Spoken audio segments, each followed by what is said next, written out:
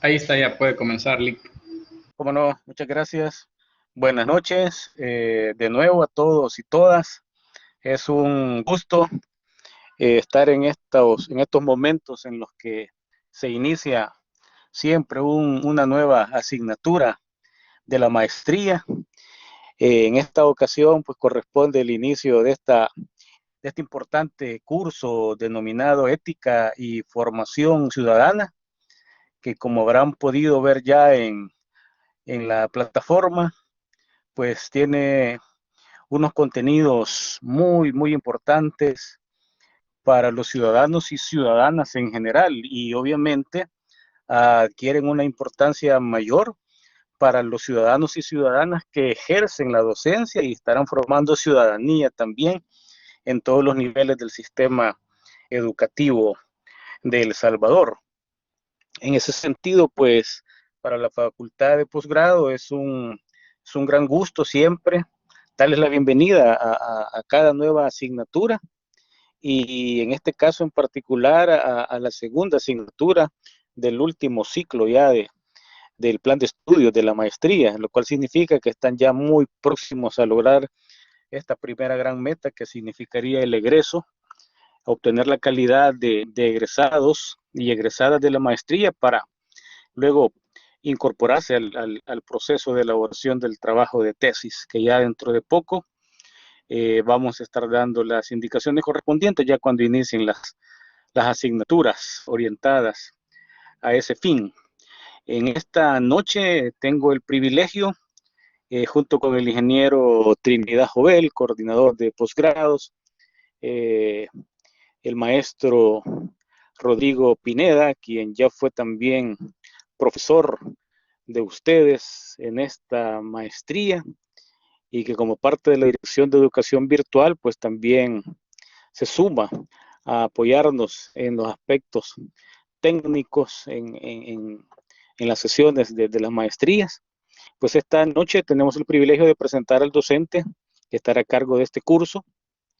Es el maestro Joaquín Amílcar Cárdenas Martínez. Él es un talento UGB durante muchos años. Estuvo como docente a tiempo completo de la Facultad de Derecho y Relaciones Internacionales. Ahora por otros proyectos profesionales se mantiene en la facultad como docente sobre clases y le agradezco a Joaquín por haber aceptado la invitación que le formulamos para ser parte también de la maestría en docencia. Estoy escuchando ahí una retroalimentación que seguramente obedece a que tienen habilitado algún micrófono. Si pudiesen deshabilitarlo, por favor. Como no, muchas gracias, muy amables. Pues les decía que estamos muy agradecidos con el maestro Cárdenas, quien nos está apoyando en esta maestría, en esta asignatura que tiene un enfoque jurídico bastante fuerte, como tienen que ser los temas, y porque también el componente jurídico es importante para la formación de un docente. Sin ninguna duda es importante para cualquier ciudadano o ciudadana, pero como les decía desde un inicio, eh, el conocer los derechos y deberes en los diferentes ámbitos de aplicación, eh, en este caso en la comunidad educativa, derechos y deberes de los docentes, de los estudiantes, de los padres de familia, de la comunidad en general, es algo muy importante, imprescindible para una formación integral. Este programa es exigido, estas temáticas son de ley, son exigidas por el Ministerio de Educación, Ciencia y Tecnología y por la Dirección Nacional de Educación Superior para que hagan parte de los programas de formación docente en todos los niveles del sistema educativo y el nivel de maestrías no es la excepción. Por eso hemos acudido a un experto en el área del derecho que diseñó el curso, el maestro Cárdenas. Ustedes han podido ya revisar el curso. Es un curso de excelente calidad, sintetiza la gran variedad de temas que debe abarcar esta asignatura y con un enfoque y un lenguaje accesible no solo para quienes estén interesados en el estudio del derecho, sino también para cualquier profesional que necesite de los conocimientos generales de esta área tan importante en la vida social y en la vida educativa. Así que el maestro Cárdenas es un, como les digo, docente de mucha experiencia, con mucho conocimiento en cada uno de estos temas, derechos humanos en general, que involucra, por supuesto, el tema de la educación inclusiva, el tema del género y la violencia intrafamiliar, los aspectos referidos al derecho al medio ambiente, al cambio climático y, por supuesto, aspectos referidos a la ética, a la transparencia, a la anticorrupción a nivel de administración pública, temas todos muy vinculados al ejercicio de una ciudadanía responsable. Como han podido ver seguramente en el perfil, en la breve reseña que aparece de sus docentes al inicio de cada asignatura, el maestro Cárdenas tiene una maestría en Derecho de Familia y como docente de la universidad, bueno, en su época estudiantil participó en concursos internacionales de derechos humanos representando a la universidad y a El Salvador, obteniendo premios individuales y también fue el responsable de asesorar, de entrenar a los equipos de estudiantes que representaron a la Universidad Gerardo Barrios en ese tipo de competencias a nivel latinoamericano y a nivel mundial, en los concursos de la American University en Washington, D.C., donde participan universidades de todo el mundo.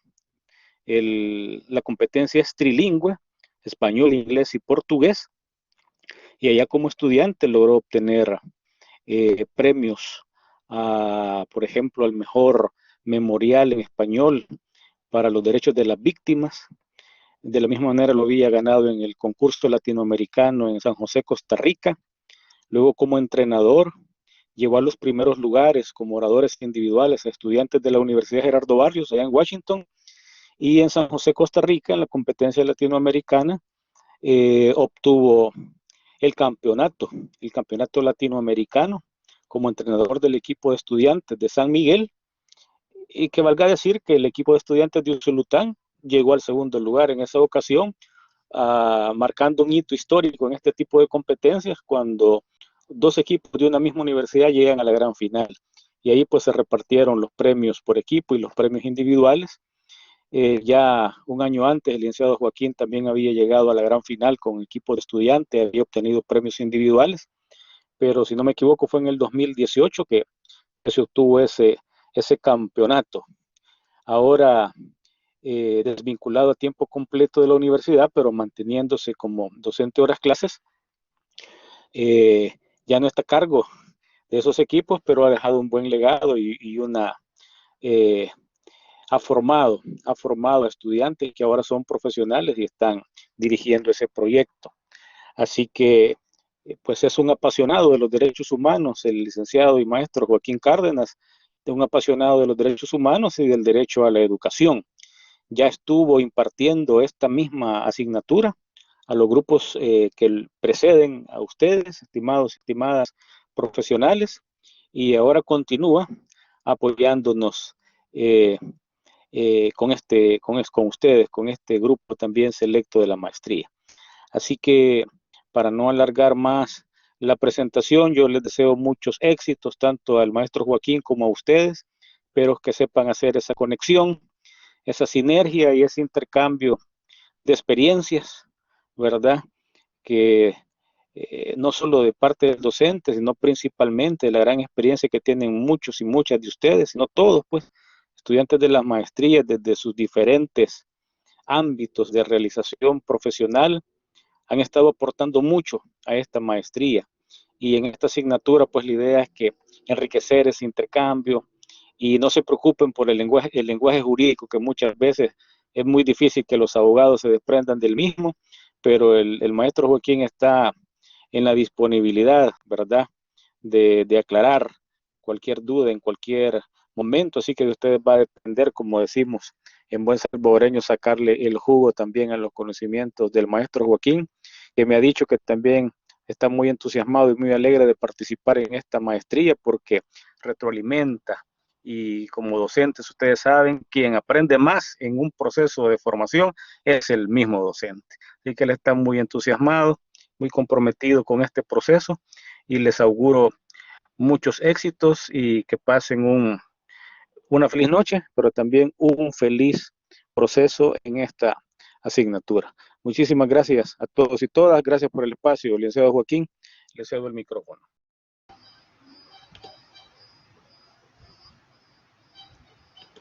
Muchísimas gracias, licenciado Miguel Flores, por su generosa presentación, por sus palabras tan motivadoras. Para mí, pues es, como usted ya bien lo mencionó, una gran alegría poder tener esta experiencia que ustedes me han brindado y compartir los conocimientos, la poca experiencia que yo pueda aportar desde acá para que los futuros profesionales en esta maestría puedan desempeñarse de la mejor manera posible y desarrollar las competencias que sirvan para formar nuevos profesionales y, por supuesto, nuevos ciudadanos. También quiero agradecer el apoyo recibido y el acompañamiento siempre del licenciado Rodrigo, ¿verdad? Que también entiendo que nos estará apoyando durante toda esta sesión de clase virtual por cualquier problema técnico que se pueda presentar. Así que muchísimas gracias por ello. Y también al ingeniero Trinidad, que está acompañando este proceso y es parte fundamental en el mismo. Así que, en primer lugar, tengan todos y todas muy buenas noches, estimados profesionales que forman parte de esta maestría y que están en este momento cursando la asignatura de Ética y Formación Ciudadana. Voy a tratar en este momento de dar inicio a esta primera presentación, a esta unidad número 1 que se titula Derechos Humanos, y voy a hacer lo posible por resumir con las ideas más claras que me sean posibles, con los términos que permitan una mayor comprensión acerca del tema. Voy a tratar de plantear o hacer, mejor dicho, un planteamiento general acerca de la teoría de los derechos humanos. En el caso del contenido que está escrito y está plasmado ahí en la plataforma de Canvas, al cual ustedes ya pudieron tener acceso y van a estar revisando durante toda esta semana, se van a dar cuenta que hay una variedad de temas sobre la teoría de los derechos humanos que probablemente pueden desarrollarse en materias y en cursos completos. Sin embargo, acá hemos tratado de sintetizar y plasmar aquellas ideas que son más relevantes para que ustedes puedan tener una noción, un panorama general completo sobre la teoría de los derechos humanos. Entonces, sin más que agregar en este momento, quiero pasar a explicar cuáles van a ser los puntos de la agenda de esta sesión de clase. Así, en primer lugar, haré una muy breve referencia a la historia, al concepto y a las concepciones de los derechos humanos. En segundo lugar, hablaré un poco sobre la relación entre los derechos humanos y la Constitución de la República. En tercer lugar, voy a hacer alusión al tema de la relación entre la Constitución y los tratados internacionales en materia de derechos humanos, para luego hablar un poco sobre los sujetos, las obligaciones y el contenido de algunos derechos humanos en sí, y especialmente finalizar con aquellos derechos humanos de los grupos vulnerables o vulnerabilizados. Al final de esta presentación voy a dejar también siempre un espacio para hacer algunas conclusiones, para que ustedes puedan hacer preguntas o algún comentario que ustedes tengan acerca de el contenido escrito o de los planteamientos y explicaciones que se den en esta sesión de clase virtual. Pero pues quiero decirles que se sientan en toda la confianza de poder levantar la mano, de poder escribir en el chat, de poder activar su micrófono y, si es posible, hasta su cámara, para poder hacer las preguntas que estimen necesarias, los comentarios que consideren pertinentes durante el desarrollo de toda la sesión de clase. Igualmente, si por ejemplo ustedes quieren que profundice sobre un aspecto en particular, ustedes me lo hacen saber y yo con todo el gusto del mundo voy a tratar de hacerlo. También quiero solo decirles que es probable que de repente, ¿no? Si el internet llegara a fallar, pues no nos preocupemos. Cualquier tipo de problemita técnico que se dé, pues va a ser solucionado a la brevedad posible para que continuemos sin mayores inconvenientes esta sesión de clase, sobre todo teniendo en cuenta al menos que hoy tenemos por lo menos una noche buena, que no está lloviendo fuerte y tal vez no van a haber mayores interrupciones. Entonces vamos a comenzar ya hablando un poco acerca de esta teoría de los derechos humanos y especialmente de la evolución histórica de los mismos. Para ello yo quiero decirles o partir de una premisa esencial. La historia de los derechos humanos es la historia misma de la humanidad entera. Es importante tener en consideración también que la historia depende un poco del prisma, depende un poco del cristal con que nosotros la veamos. Sin embargo, es necesario también tener en cuenta aquellos acontecimientos históricos que nos dicen algo acerca de nuestra propia realidad, es decir, aquellos aspectos que nos ayuden a entender el presente y sobre todo a construir y a definir el futuro, sobre todo en un área tan sensible para la humanidad como es la lucha por los derechos humanos. Sé, por ejemplo, muchas veces que la historia de los derechos humanos se cuenta a partir de ciertos acontecimientos relevantes, que por supuesto son importantes y no deben dejarse a un lado. Pero lo que quiero que se comprenda es que en la historia de los derechos humanos, esos acontecimientos, esos hitos no deben de analizarse de manera aislada, porque atrás de esos grandes acontecimientos, pues hay verdaderas luchas por parte de las personas que día a día continúan luchando por el respeto, por la protección, por la garantía de los derechos humanos en todas las partes del mundo. En este sentido, yo traigo acá una especie de línea de tiempo que nos permite tener una visión completa acerca del surgimiento de los derechos humanos. Hay algunos autores, por ejemplo, que consideran que los derechos humanos son propios de la naturaleza, es decir, las personas poseemos los derechos humanos por el simple hecho de ser personas y estos derechos son inherentes a la dignidad humana. ¿Y esto qué significa? Que indistintamente de que un Estado a través de una ley los reconozca y los proteja, independientemente de eso, los derechos humanos ya existen, es decir, son anteriores y superiores a cualquier reconocimiento que un Estado pueda hacer acerca de los mismos.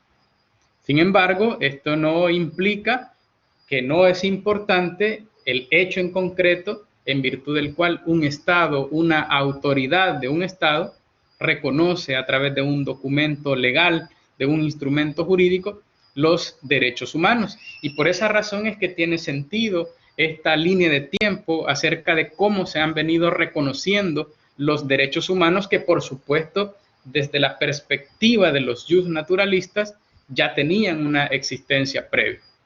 En este sentido, por ejemplo, menciono como primer punto la Carta Magna de Inglaterra en el año de 1215, que fue un documento fundamental y que es utilizado por los autores para presentar y explicar la evolución de los derechos humanos, y este instrumento es considerado como un punto de partida, ya que a través de la Carta Magna de Inglaterra en el año de 1215, al rey se le limitaron sus poderes.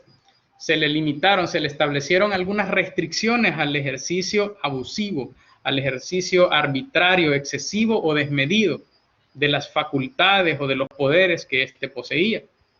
Y en ese sentido es que esos límites al ejercicio del poder del rey se traducen en los cimientos, en el inicio del reconocimiento de algunos derechos humanos que actualmente nosotros tenemos. Por esa razón, también es importante tener en cuenta que cuando hablemos de la historia de los derechos humanos, es necesario al mismo tiempo hablar un poco sobre la historia del Estado, porque hablar de la idea de derechos humanos y la idea de Estado es consustancial, en el sentido que los autores afirman que el sujeto obligado a respetar, a proteger, a garantizar los derechos humanos es el Estado mismo. ¿Sí? No tiene sentido, por ejemplo, que a las personas se les reconozcan ciertos derechos si no hay obligaciones correlativas para otro sujeto, que en este caso vendría a ser el Estado.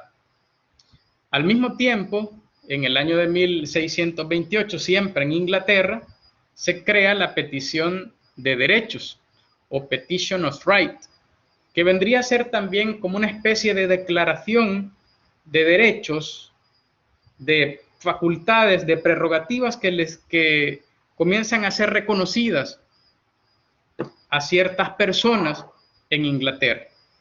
Por supuesto, cuando el Parlamento inglés reconoce estos derechos a las personas, debemos entender que estos vienen a convertirse en límites también al ejercicio del poder público. Si ustedes se fijan en estos primeros dos aspectos que he señalado, cuando menciono la palabra derechos humanos, cuando menciono que se reconocen derechos humanos, también hago referencia a los límites al ejercicio del poder público, principalmente al ejercicio del poder por parte de las autoridades estatales. En aquel momento, pues obviamente hablamos de manera predominante de las monarquías, es decir, los gobiernos de los reyes. El tercer aspecto que podemos analizar en esta línea de tiempo ocurre en el año de 1679. Se conoce como la ley de habeas corpus. Habeas corpus significa exhibición del cuerpo. Y esta figura, este instrumento fue creado principalmente para que se protegiera y se garantizara la libertad individual. En la petición de derechos e incluso en la Carta Magna ya se había reconocido el derecho que toda persona tiene a la libertad individual, o al menos de algunas personas.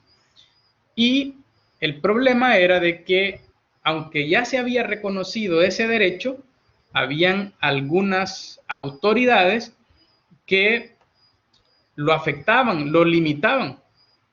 Y entonces era necesaria la creación de un mecanismo que protegiera o garantizara esa libertad individual. Y así es como surge también el habeas corpus. Ha tenido algunos cambios, por supuesto, pero en esencia este mecanismo, para que lo puedan comprender, se aplica en aquellos casos donde la autoridad, pongamos el ejemplo de un policía, pongamos el ejemplo incluso de un maestro, imagínense ustedes, en tiempos antiguos, que retuviera o tuviera detenido o mantuviera encerrado a una persona o a un estudiante en un salón de clase, en una celda, en una prisión, en un calabozo, donde fuera. ¿Sí? Y esa privación de libertad no estuviera justificada, o aún estando, fuera excesiva, fuera desmedida. Entonces se utilizaba el habeas corpus, ese mecanismo era el que se utilizaba, que era acudir a la autoridad judicial para que éste ordenara la exhibición del cuerpo, ordenara la liberación de la persona. En el tiempo el tiempo de la pandemia, que todavía lo estamos viviendo, ustedes se recuerdan que muchas personas que no cumplían con estas medidas de cuarentena implementadas por el gobierno, eran retenidas, así le llamaban, utilizaban ese término, y eran llevadas a los famosos centros de contención, que la gente luego llamó centros de contagio.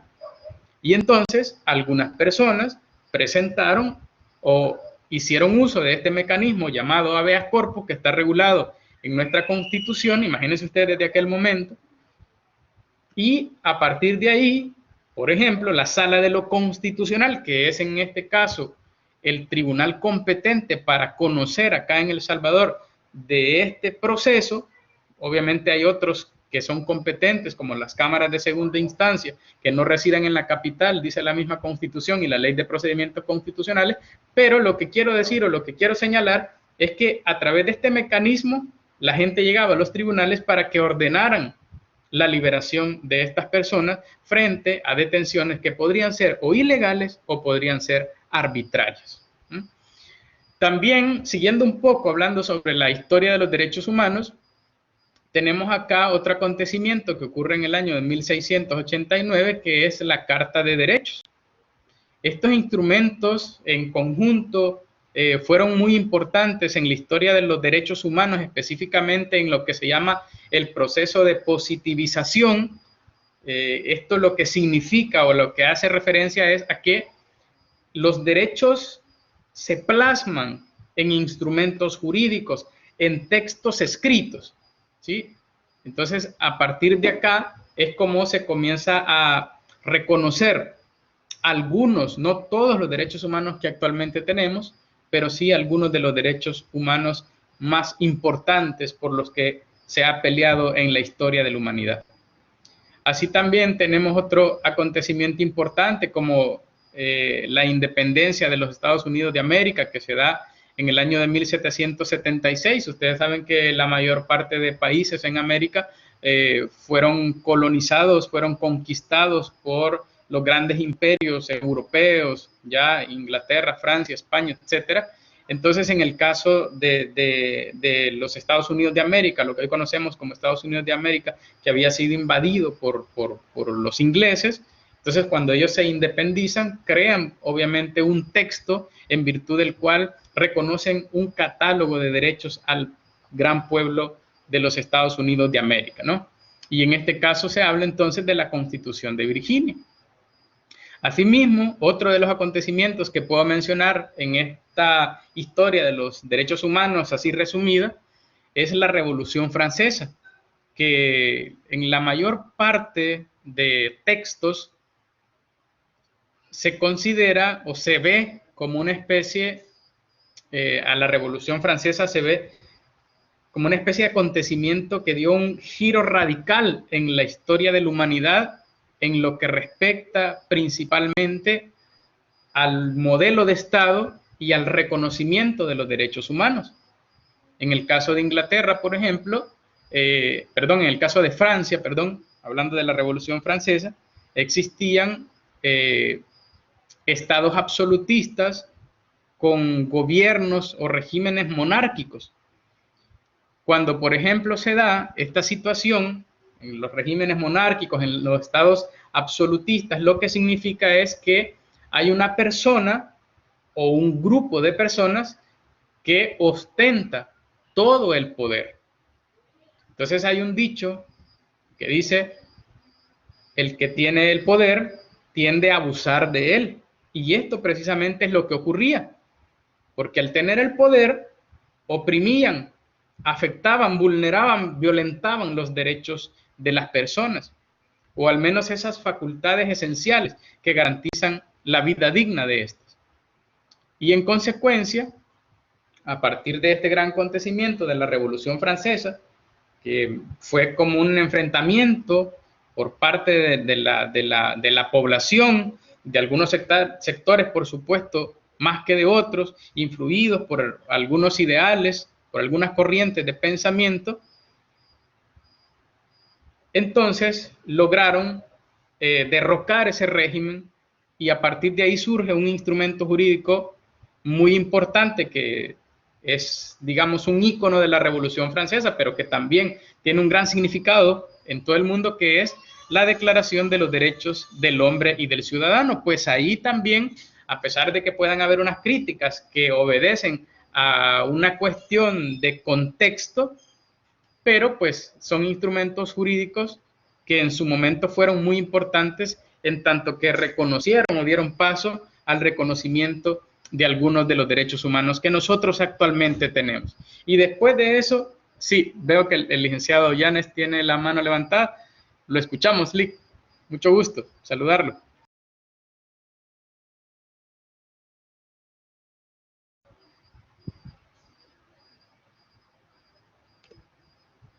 Hola, Es un hola. gusto realmente, Joaquín, estar con... Hola, ¿se oye? ¿Sí? Sí, le escuchamos bien, Lick. Un gusto. Bueno, es un gusto realmente estar compartiendo eh, estas clases con tu persona que es muy conocedor de esto. La pregunta era con respecto a si a esta Declaración de los Derechos Fundamentales del Hombre, eh, bueno, eso fue en Francia, pero ¿qué reconocimiento tuvo a nivel, digamos, internacional? ¿Solamente fue un reconocimiento, digamos, moral o realmente lo tomaron en cuenta como documento que obligaba a los gobiernos a respetar los derechos de los demás en los otros países? ¿O solo fue en Francia? Sí, muchas gracias, licenciado, por la pregunta. Y me parece muy oportuna y muy importante a la vez. Yo quiero decir en este caso de que la Declaración de los Derechos del Hombre y del Ciudadano francés tuvo un impacto y una aplicación directa en la región de Francia, ¿no? Sin embargo, tuvo una gran influencia, sí, la Revolución Francesa en general, que fue un acontecimiento sociopolítico, tuvo una gran influencia en la mayor parte de países del mundo. Las ideas que ahí se plantearon, como por ejemplo la creación del nuevo modelo de Estado, es decir, pasar de un Estado absolutista gobernado por regímenes monárquicos, donde el poder se concentraba en una sola persona, y pasar ahora a un modelo, a una idea de Estado liberal, basada en el principio de separación de poderes, que actualmente aún lo tenemos, y también la otra idea, que el poder público se encuentre sometido a la ley, es decir, no solo los gobernados se encuentren sometidos a la ley, sino también el poder público. Todas esas ideas fueron, digamos, muy importantes, y aunque en principio fueron planteadas ahí en la Revolución Francesa,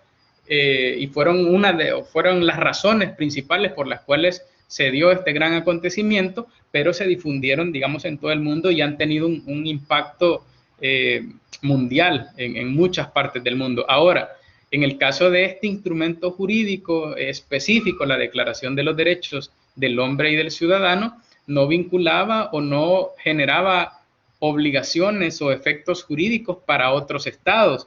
Recordemos siempre que cada uno de los estados tiene o posee soberanía, y no puede haber ningún tipo de injerencia, sea positiva o negativa, por parte de un estado en otro estado. Sin embargo, esta situación hizo eco, ¿no? De alguna forma fue reconocido a nivel mundial y sirvió para que precisamente existieran modificaciones en los ordenamientos jurídicos internos de otros estados, primero en Europa y después posteriormente en América. Aunque si ustedes se fijan también, en el caso de la Revolución Norteamericana, de la independencia de los Estados Unidos de América, fue un acontecimiento incluso que se da u ocurre, mejor dicho, de manera previa, de manera anterior a la Revolución Francesa. Entonces, eso me parece a mí importante destacarlo, porque muchas veces nosotros creemos que la mayor parte de ideas innovadoras, de cosas buenas, de los cambios a nivel social, jurídico, político, económico, etcétera, vienen de Europa, pero aquí podemos nosotros también darnos cuenta que en América también han ocurrido situaciones que han permitido, digamos, ese desarrollo, esa progresividad, al menos refiriéndome a la materia, en este tema de los derechos humanos, ¿sí? Entonces, esa sería, digamos, la respuesta. No generó obligaciones, efectos jurídicos para los estados, pero sí tuvo un gran impacto en los ordenamientos jurídicos internos, y a partir de ahí eso dio pie a la creación de ordenamientos jurídicos o a la modificación de los mismos en otros estados en el mundo, que pues recogieron e hicieron suyas estas ideas para aplicarlas obviamente en sus determinados países. Ahora, voy a pasar en este momento quizás un salto bastante grande desde la Revolución Francesa, a hablar un poco sobre la aparición o la creación de la Organización de las Naciones Unidas. Después de la Primera y la Segunda Guerra Mundial, la comunidad internacional se dio cuenta, quedó en evidencia que los estados son los principales garantes y responsables también de respetar, proteger y garantizar los derechos humanos. Sin embargo, en estas dos guerras mundiales quedó en evidencia que eran los mayores violadores de los derechos humanos. Se cometieron crímenes atroces contra la humanidad y en consecuencia era necesario pensar en algún tipo de mecanismo, pensar en alguna forma de ponerle un límite al ejercicio abusivo por parte del Estado. En otras palabras, cuando hablamos de la historia de los derechos humanos a partir del reconocimiento de los mismos, a través de diversos instrumentos jurídicos, digamos que ocurrieron en algunos estados en el mundo y que probablemente pudieron tener influencia en otros países, en otros estados, pero lo que quiero plantear es que ese reconocimiento de los derechos humanos era, digamos, doméstico, interno, ¿sí?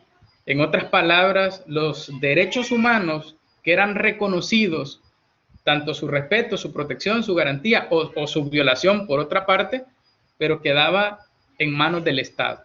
Era una cuestión interna de los estados.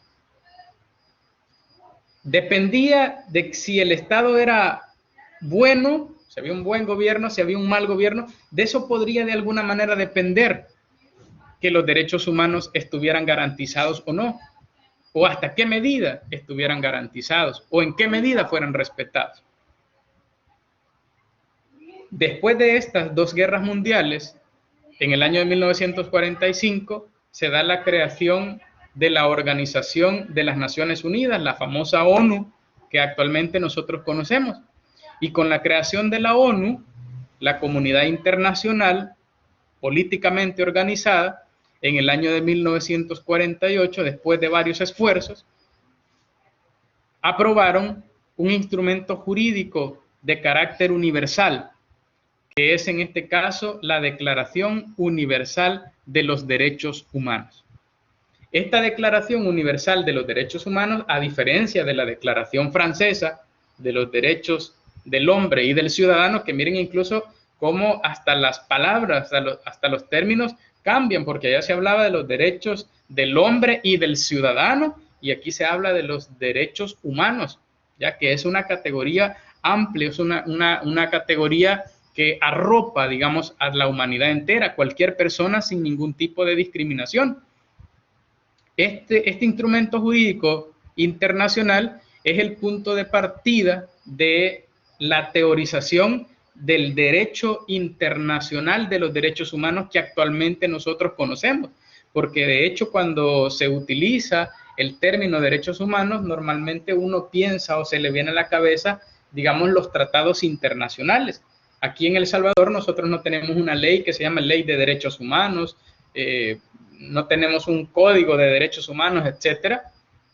Pero, por ejemplo, en el ámbito internacional sí existen muchos tratados internacionales como, qué sé yo, el Pacto de Derechos Civiles y Políticos, la Convención sobre los Derechos del Niño, la Convención para la eliminación de todas las formas de discriminación contra la mujer, que también reconoce derechos. Y por esa razón la idea o el término derechos humanos suele asociarse con la idea del derecho internacional. Pero esto también tiene que ver con el hecho de que a partir de la Declaración Universal de los Derechos Humanos se crea una nueva rama del derecho que se llama el Derecho Internacional de los Derechos Humanos, y esta ha tenido y continúa teniendo una influencia muy fuerte, muy significativa en el reconocimiento, en el respeto, en la protección y garantía de los derechos humanos a nivel interno de cada uno de los estados. ¿Pero por qué razón es esto? Bueno, porque precisamente a partir de la Declaración Universal de los Derechos Humanos, los mismos derechos pasan del plano nacional al plano internacional. Es decir, los derechos humanos ya dejan de ser una cuestión exclusiva del ámbito interno de los estados, del aspecto doméstico de los estados, y trascienden al ámbito internacional. Incluso a la persona humana, a ustedes y a mí, a partir de la Declaración Universal de los Derechos Humanos y la construcción del derecho internacional de los derechos humanos, a la persona humana hoy por hoy se le considera un sujeto de derecho internacional. Antes esto era imposible, era inconcebible, porque los dueños, los sujetos por excelencia, por antonomasia del derecho internacional eran los estados y nosotros solo con el derecho interno. Ahora no, ahora la persona humana es sujeto del derecho internacional, pero ¿y esto qué es lo que significa? Bueno, esto a lo que se refiere es a que las personas incluso podemos presentar reclamos, presentar quejas, iniciar procesos incluso de carácter jurisdiccional en contra de aquellos estados que han violado los derechos humanos. Y el ejemplo que puedo poner para referirme al caso salvadoreño es lo que ocurrió con la masacre del Mozote y lugares aledaños contra el Estado salvadoreño. Ustedes se recuerdan que en el tiempo del conflicto armado, 1981, 1982, al inicio, las Fuerzas Armadas aplicaron unos operativos de tierra arrasada, ¿ya? Y entonces, en varias partes del país, no solamente en el Mozote y los lugares aledaños, aplicaron este tipo de operativos y entonces cometieron grandes masacres que no necesariamente estaban dirigidas. Claro, se justificaban, entre comillas, porque al parecer estaban atacando al enemigo de guerra, pero en realidad se trataba de operativos, se trataba de estrategias militares indiscriminadas, porque no atacaban únicamente al objetivo militar, sino que atacaban a la sociedad civil, ¿ya? Niños, mujeres que no tenían nada que ver con el conflicto armado, murieron injustamente a manos de la Fuerza Armada. Pero ¿qué fue lo que pasó? La gravedad no solo radica, en este caso, en el hecho de que las Fuerzas Armadas fueron, eso de por sí es grave y sumamente reprochable, fueron y cometieron esa barbarie, pero lo más grave también es que el Estado salvadoreño, las autoridades que estaban llamadas a respetar, a proteger y a garantizar los derechos humanos, hasta la fecha no lo hicieron, sino que permitieron que el caso, en vez de hacer justicia, en vez de lograr que las personas, las víctimas accedieran a la verdad y fueran debidamente reparadas, el caso quedó en la impunidad. Es decir, que el Estado, las diferentes autoridades pareciera ser que confabularon en contra de la población, en contra de los derechos humanos para proteger a los victimarios. ¿Y qué fue lo que sucedió? Bueno, ante la falta de protección de los derechos humanos por parte del Estado salvadoreño, entonces presentan el caso a nivel internacional y el Estado salvadoreño es condenado a nivel internacional, lo cual obviamente es una pena, es una vergüenza para nuestro Estado que sea condenado a nivel internacional como un violador de derechos humanos. Entonces, eso fue lo que se permitió una vez que se crea esta Declaración Universal de los Derechos Humanos. Quiero también decirles, para tratar de avanzar un poco, que esta Declaración Universal de los Derechos Humanos no es, digamos, un instrumento que genera efectos jurídicos para los estados, sino, como lo decía el licenciado Llanes, los efectos son más de carácter moral. Lo que quiero decir es que el Estado no está obligado a respetar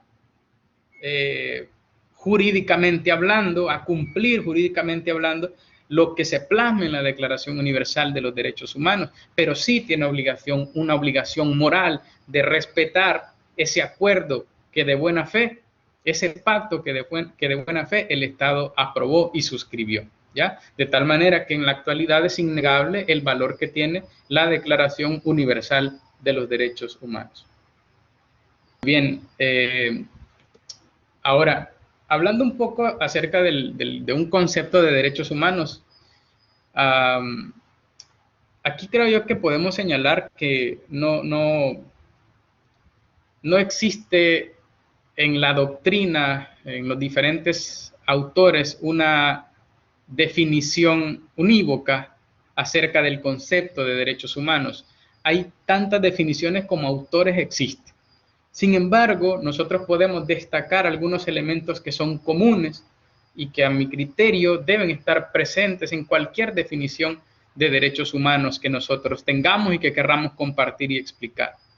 Pero como dice Norberto Bobbio, más importante que definir los derechos humanos es caracterizarlos, es decir, señalar aquellos aspectos que los convierten en derechos de todas las personas sin ningún tipo de discriminación. Acá hay un comentario de la licenciada Donatilla que dice: quizá en nuestro país no existe una ley específica de derechos humanos, pero existen mecanismos para la protección. De hecho, la misma Constitución de la República contiene muchas disposiciones declaratorias. Lastimosamente, como se menciona, nuestro propio Estado ha sido señalado por graves violaciones a los derechos humanos de muchas personas inocentes. Y en efecto, eso es así. De hecho, más adelante ustedes van a darse cuenta de cómo se abordan los derechos humanos en el ámbito interno de los estados. Y aunque no exista como tal una ley con un nombre, con un título, Ley de Derechos Humanos, por supuesto nuestra Declaración de Derechos Humanos es la Constitución de la República. A partir del artículo 2 en adelante contiene un capítulo dedicado exclusivamente a los derechos humanos, que en el ámbito interno se les conoce como derechos fundamentales. Y aunque, como vamos a ver más adelante, puedan existir, y esto tal vez le interese más a los abogados, puedan existir algunas diferencias técnicas en las definiciones, al final de cuentas, en esencia, vienen a ser lo mismo hablar de derechos humanos que hablar de derechos fundamentales. Ahora, quizás como usted muy bien lo menciona, lo lamentable es que no basta con que se reconozcan los derechos humanos, sino que es necesario configurar o crear o diseñar un sistema completo de protección de los derechos humanos, porque de nada o de muy poco puede servir que a una persona le digan: usted tiene todos estos derechos, pero frente a una violación no tiene la persona una institución a la cual acudir, o teniendo una institución a la cual acudir, esta institución no tiene la capacidad, la independencia, no tiene, por decirlo de alguna manera, las herramientas para poder protegerlos. Dice también la licenciada Donatilla que el artículo 1 de la Constitución reconoce precisamente a la persona humana como el origen y el fin de la actividad del Estado. Claro, ¿no? Ese artículo viene a reafirmar la justificación de la existencia del Estado, ¿ya? La razón de ser de un Estado es precisamente servir a las personas que están sujetas a su jurisdicción. Por eso es que, como usted bien lo ha escrito, la Constitución nuestra inicia justamente diciendo que se reconoce a la persona humana. ¿Sí? Allí no está mencionando a la persona alta, a la persona baja, al gordo, al flaco, al blanco, al de otro color, etcétera. No menciona nada de eso. A la persona humana en general, todos los que cabemos en ese concepto, somos el origen y el fin de la actividad del Estado.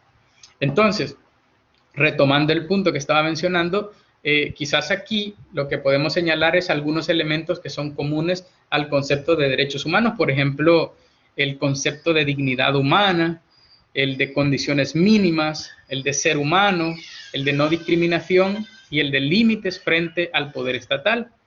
Yo recuerdo, hay dos definiciones que en lo particular me parecen bastante adecuadas. Una es la de un autor costarricense que se llama Víctor Rodríguez Recia. Él menciona que los derechos humanos son condiciones mínimas que se le reconocen al ser humano sin ningún tipo de discriminación para lograr un proyecto de vida digna. ¿sí? De hecho, uno de los valores fundamentales en los cuales se asientan los derechos humanos es la dignidad humana.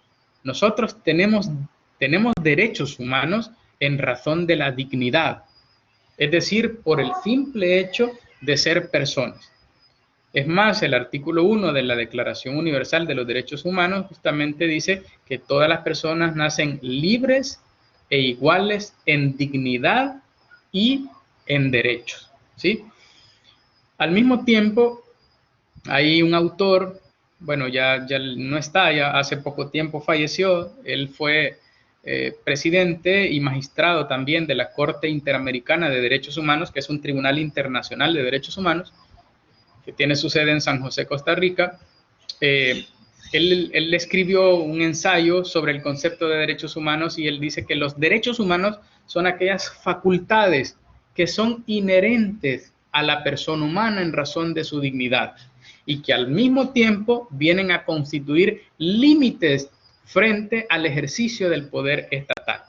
Entonces hay dos ideas esenciales que este autor plantea. Primero, son inherentes a la persona en razón de su dignidad.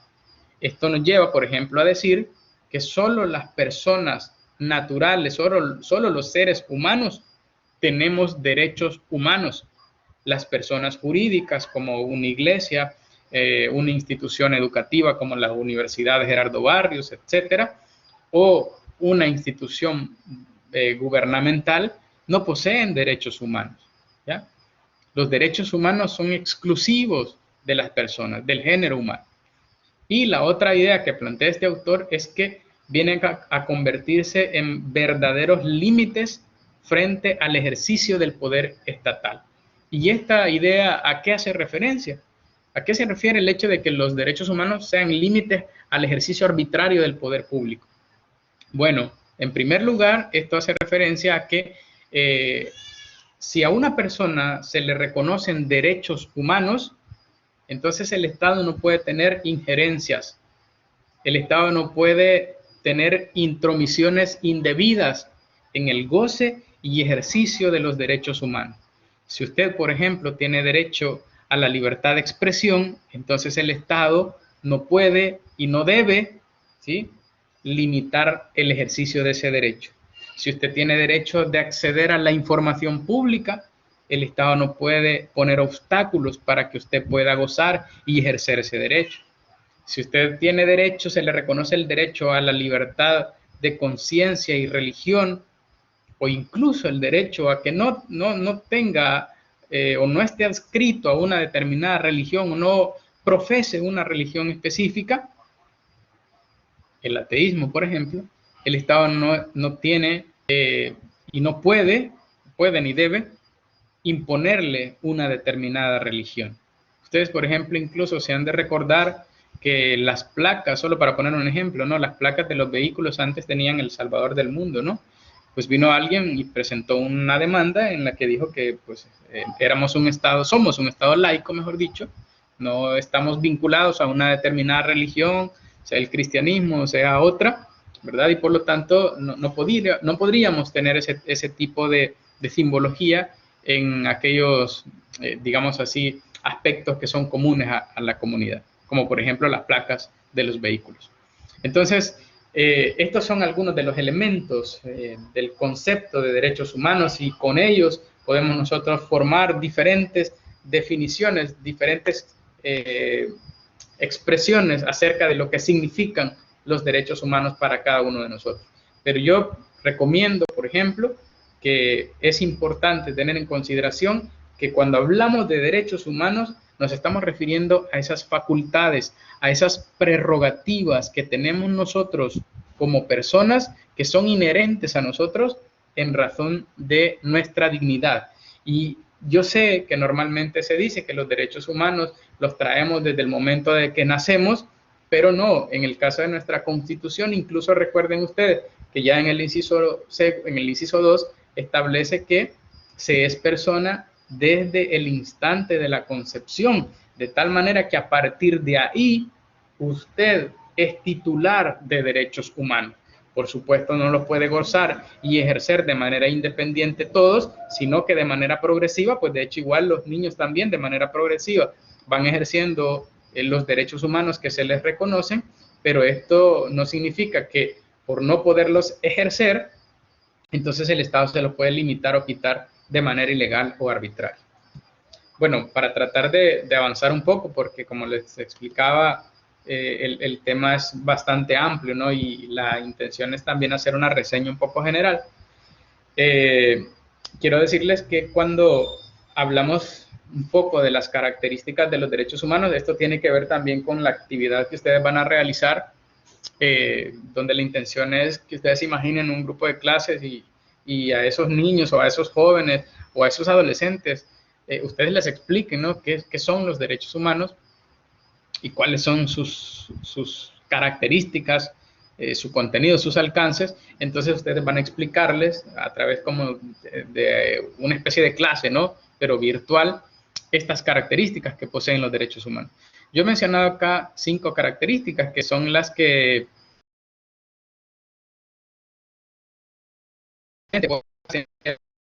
hable sobre derechos humanos. Sin embargo, pues hay autores que sin duda alguna amplían, ¿no?, las características de los derechos humanos y pueden agregar algunas otras o con otros nombres, pero siempre algunas características que son propias de los derechos humanos. Una de ellas, de las más principales, digamos así, es que los derechos humanos son de carácter universal. Es decir, la persona humana posee los derechos humanos por el simple hecho de ser persona. Estos derechos, perdón, no dependen del hecho de ser nacional de un Estado. Es decir, no porque usted sea estadounidense o porque usted sea salvadoreño, usted va a tener derechos diferentes. Usted tiene derechos humanos por el simple hecho de ser persona. Por supuesto, hay ciertas regulaciones, ¿no?, en cada uno de los estados que se hacen en el ejercicio de la soberanía, pero evidentemente los derechos humanos deben de ser reconocidos indistintamente de esas regulaciones o restricciones que los estados puedan poner. Esto de la universalidad de los derechos humanos también hace referencia a que la persona posee, es titular de derechos humanos y puede exigirlos frente al Estado en cualquier tiempo y en cualquier lugar, ¿ya?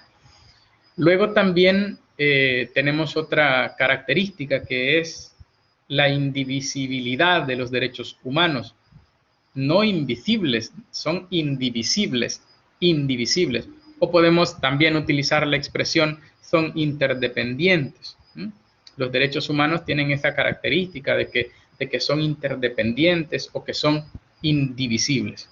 ¿A qué se refiere esto? A que todos los derechos humanos están íntimamente relacionados, algunos de manera más directa y otros tienen una relación un poco más indirecta, pero al final todos los derechos humanos tienen algún punto en común. Por ejemplo, si una persona se le ve afectado su derecho a vivir en un medio ambiente sano porque resulta que una autoridad pública ha otorgado un permiso a una empresa para que construya una fábrica que va a utilizar un determinado químico para producir algún tipo de material, ¿no?, y para comercializarlo, por supuesto, pero es altamente contaminante y da el permiso para que, para que comience a funcionar ahí dentro de una comunidad o en las cercanías de una comunidad, y a esta comunidad se le ve afectado su derecho a vivir en un medio ambiente sano. Entonces, esa afectación al derecho a un medio ambiente sano seguramente puede tener afectaciones en el derecho a la salud y, por supuesto, puede tener afectaciones en el derecho a la vida misma. Nosotros vemos acá muchísimos casos de personas que van a los hospitales, van al sistema público de salud a pedir tratamientos, a pedir, digamos, atención médica por algún tipo de enfermedad. Y si el Estado no le garantiza el acceso a la salud, muchas veces eso puede poner en un riesgo real e inminente el derecho a la vida también de esas personas. Esto refleja precisamente entonces que los derechos humanos son interdependientes, es decir, son como una especie de eslabones de una misma cadena. Otra de las características es que los derechos humanos son irrenunciables. No se puede renunciar a los derechos humanos, incluso aunque la persona a través de un documento escrito, firmado ante un notario, ante un juez, etcétera, diga yo renuncio a los derechos humanos, el Estado no va a entender entonces que se encuentra habilitado para violar los derechos humanos, sino todo lo contrario. El Estado siempre está obligado a respetarlos y a garantizarlos, sea que la persona los quiera o no los quiera. Así, por ejemplo, una persona podría decir, mire, yo renuncio a mi derecho a la libertad personal, por lo tanto pueden volverme a un esclavo, y no por eso una autoridad pública lo va a convertir en un esclavo. O, por ejemplo, una persona que diga, mire, yo cometí un crimen, etcétera, entonces tortúrenme, ¿no? Castíguenme físicamente. Y entonces va a venir la policía y va a decir, ah, pues perfecto, ¿no? Como ya renunció, ahora sí, torturémoslo. No, los derechos humanos son irrenunciables, tienen esa característica que es sumamente importante. También se menciona otra de las características de los derechos humanos que son inalienables. Aquí ustedes pueden como sustituir estos términos por otros que les permitan recordarlos y entender con mayor facilidad el contenido de cada una de estas características. En el caso de la característica de que los derechos humanos son inalienables, esta se referencia a que están fuera del comercio, no son objeto de comercio los derechos humanos, no se pueden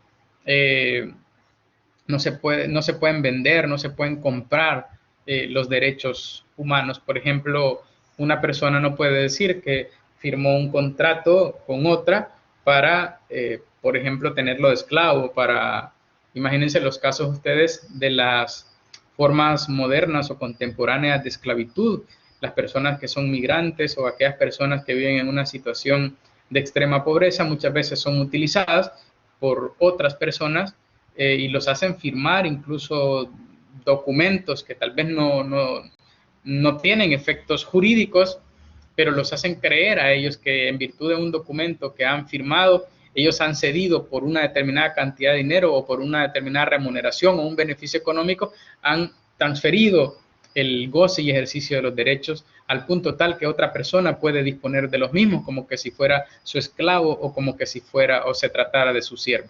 Entonces los derechos humanos son inalienables, están fuera del comercio.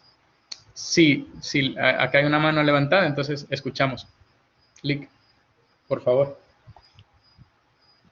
Sí, en el caso de las esposas que creen que tienen derechos sobre uno de esposos y le niegan a uno sus derechos, hay esposos que se creen eso, de que las esposas tienen derechos sobre uno y uno no tiene que someterse. Digo esto, digamos, de una manera graciosa, pero existe la situación en que el cónyuge le haga creer al compañero de vida de que el hecho de estar emparentado, pues, uno pierde los derechos y creer de que, por ejemplo, en el caso del hombre machista, ¿va? De que él es el que manda en la casa y la mujer tiene que someterse a todo lo que él diga. Esta situación también aliena, en este caso el machista aliena a la mujer que pierde sus derechos porque llega un momento en que si no lo hace la va a golpear o la va a maltratar. Entonces la alienación consiste precisamente en hacerle creer, porque hay mujeres que así creen también, de que el hombre tiene derecho a golpearlas porque es el marido, y ahí están alienadas, ya perdieron la conciencia de la dignidad, ¿verdad? Por supuesto, y muchas gracias por su aporte, licenciado Yanes, porque es muy oportuno en el sentido de que evidentemente esta viene a ser la razón por la cual es importante abordar el tema de los derechos humanos indistintamente el tipo de profesión, indistintamente la carrera que nosotros estemos estudiando, el área en la que nos estemos desarrollando, ¿no? Porque no son propios o exclusivos de los profesionales, sino de los ciudadanos en general. Y en efecto, ¿no? Hay muchas personas que al desconocer estos aspectos importantes, básicos, acerca de los derechos humanos, que todos los tenemos evidentemente, pero por estas razones y por situaciones de tipo cultural, ¿no? Como la que mencionaba el licenciado Llanes, se dan estas situaciones en las cuales algunas personas se ven como sometidas, ¿no? Y no ejercen o no disfrutan, no tienen un goce real y efectivo de sus derechos humanos. Por supuesto, estas situaciones que el licenciado Llanes ha mencionado, que son derivadas, por ejemplo, de la cultura machista, en virtud de la cual el hombre muchas veces se cree, ¿no? Esa idea que hemos interiorizado tanto y que está costando mucho incluso a las nuevas generaciones desterrar de nuestras mentes y ya no seguirla reproduciendo con nuestros hijos, de que la mujer nos pertenece y que nosotros podemos ejercer algún tipo de violencia contra ella o buscando algún tipo de justificación o incluso contra los niños, como muy bien acá lo mencionan en un comentario en el chat, que dicen, bueno, si el maltrato hace falta, si el maltrato hace falta, vamos a ver, esposos dominantes, dice, bueno, si el maltrato hace falta la difusión de los derechos humanos para evitarlo, o el maltrato a los niños también es común en nuestra sociedad, por supuesto, ¿no? El castigo corporal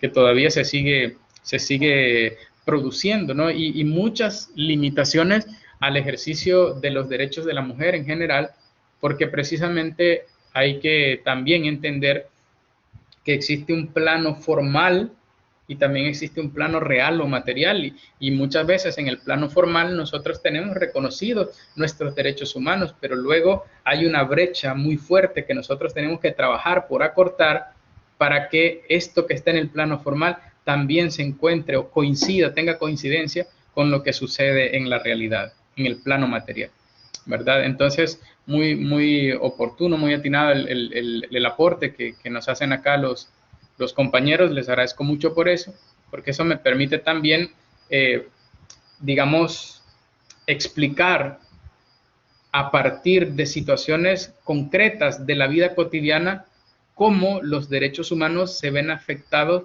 ya sea en el ámbito público o incluso también en el ámbito privado, donde muchas veces la mano del Estado, la autoridad, tiene un poco más difícil llegar, ¿sí?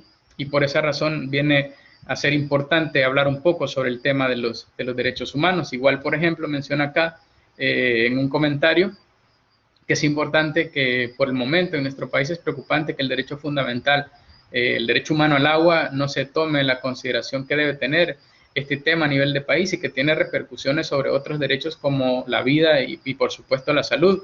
Y en efecto, ¿no? Esos aportes que ustedes están haciendo son los que reflejan el estado actual de los derechos humanos en la vida cotidiana.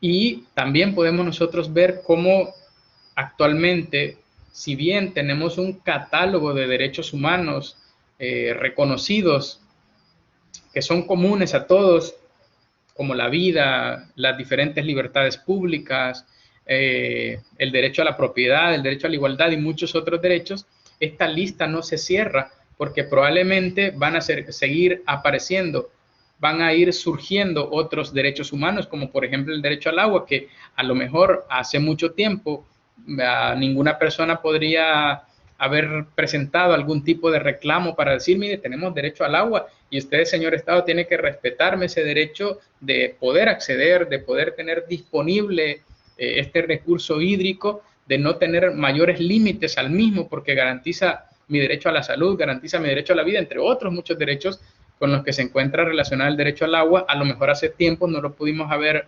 reclamado, pero hoy por hoy, ante la necesidad y ante la crisis del agua que nosotros estamos viviendo, hemos elevado esa necesidad a la categoría derecho humano y ahora consideramos necesario y demandamos a las autoridades públicas para que creen, por supuesto, una ley que regule el manejo del recurso hídrico.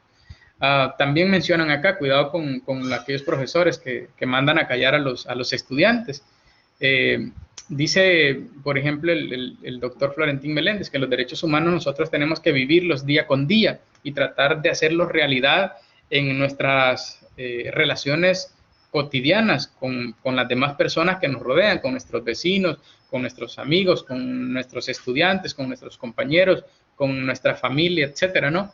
Y en ese sentido, por eso dice él habla un poco sobre el tema de que la gente debe de conocer la Constitución, debe de conocerla más que la Biblia, porque nosotros normalmente conocemos más la Biblia, y eso está bien, yo no digo que no, pero también tenemos que conocer la Constitución, y muchas veces nosotros no la conocemos. Pues esta dice, tenemos que explicarla allí en el círculo de amigos. Así también, creo yo, podemos hablar nosotros acerca de los derechos humanos, de la importancia que tienen y de crear una cultura de respeto y protección a los derechos humanos y tratar así de romper, ¿no?, esos esquemas culturales de violaciones, de vulneraciones a los derechos humanos, que es como la dura realidad que nosotros estamos viviendo.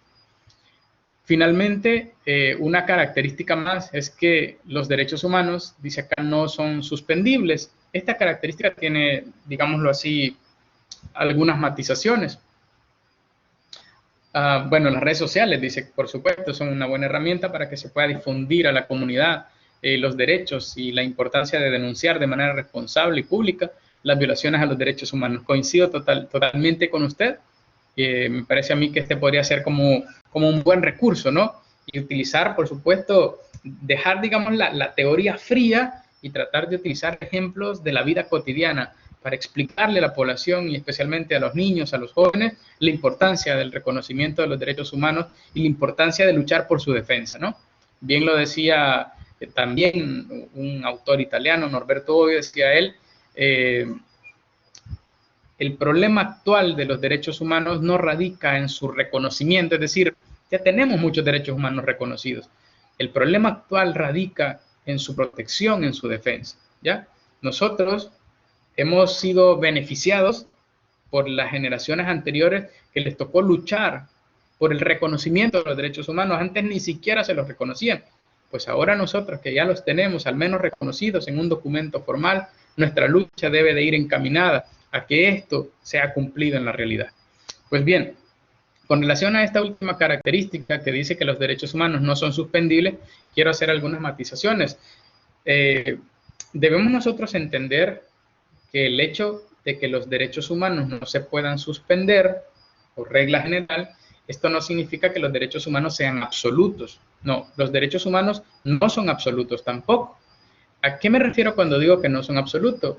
Bueno, al hecho de que bajo ciertas circunstancias los derechos humanos pueden ser objeto de restricciones o de algunas limitaciones, ya siempre y cuando se encuentren justificadas y siempre y cuando se encuentren amparadas en una ley. ¿A qué se refiere entonces esta característica de que los derechos humanos no se pueden suspender? Fíjense que tanto la Constitución, pero principalmente los tratados internacionales, y hay uno en especial que se llama la Convención Americana sobre Derechos Humanos, específicamente en su artículo 27, establece un catálogo de derechos que no se pueden suspender bajo ninguna circunstancia, bajo ningún pretexto. Es decir, ni siquiera en estados de excepción. Nosotros, fíjense ustedes, también tenemos un artículo en la Constitución, que es exactamente el 29, que habla del famoso régimen de excepción, lo que la gente en tiempos del conflicto armado le llamaba el toque de queda, la ley marcial, etcétera, ¿no? Entonces, pero actualmente nosotros acabamos y estamos viviendo aún una situación de emergencia por la pandemia del COVID-19, en virtud de la cual los gobiernos en todos los países del mundo decretaron medidas, y dentro de esas medidas, como por ejemplo el caso salvadoreño, se estableció estados de emergencia y suspensión de garantías, de tal manera que usted, aunque tenga el derecho a la libertad de movimiento y de andar donde usted quiera, pero por cuestiones de la pandemia usted no podía salir de su casa y entonces se encontraba en una cuarentena obligatoria. Solo podía salir cuando le tocaba según el número de DUI o dependiendo el tipo de regulación que el Estado o que la autoridad de turno estableciera. ¿Ya?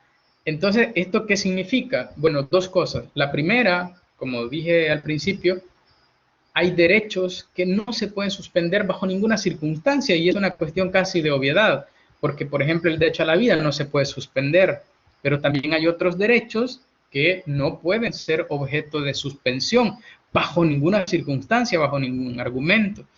A estos derechos que no se pueden suspender, se les conoce como el núcleo duro de los derechos humanos, el núcleo duro de los derechos humanos. Sin embargo, hay otros derechos que bajo circunstancias excepcionales, ¿ya? Circunstancias anormales, pueden llegar a ser objeto de suspensión, ¿ya?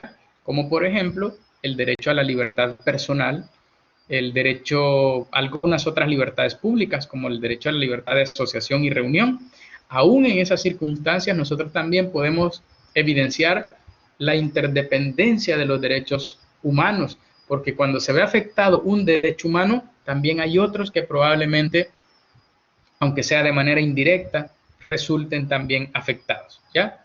Por eso dicen que la dignidad, la libertad y la igualdad son los tres grandes valores en los que se asientan los derechos humanos.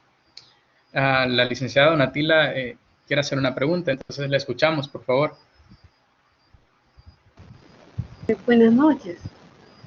Hola, buenas noches. Me parece interesante reflexionar sobre el tema de los derechos humanos y coincido en la mayoría de las opiniones que se han vertido de parte de los compañeros y del suyo maestro sobre lo importante que es este tema y cómo también el historial que ha tenido a través del desarrollo y crecimiento de la humanidad.